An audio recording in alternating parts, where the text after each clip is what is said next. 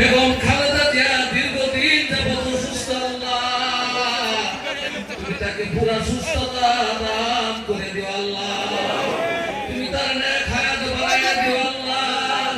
ইয়া আল্লাহ কোটি কোটি মানুষের খাদেম হিসেবে তুমি কবুল করে নিও আল্লাহ। উসিলায় তুমি আজকে এই আমাদের আবেদন দয়া করে আমাদের বেগম খালেদা জিয়াকে সুস্থ বানায় দাও। ইয়া আল্লাহ তার ছেলে ছোট ছেলে আরাফাত রহমান কবু দুনিয়া ছেড়ে চলে গেছে আল্লাহ, তার কবরটাকে জান্নাতের টুকরায় পরিণত করে দাও আল্লাহ।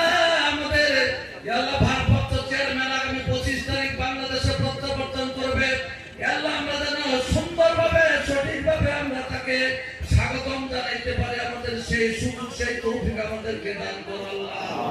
ইয়া আল্লাহ গাজীপুরের মাটি মানুষের নেতা সাবেক মন্ত্রী আলহাজ অধ্যাপক মান্নান দুনিয়া ছেড়ে চলে গেছে আল্লাহ, তার যে কোনো একটা নেক আমলের বিনিময়ে তুমি তার কবরটাকে জান্নাতের টুকরায় পরিণত করে দাও।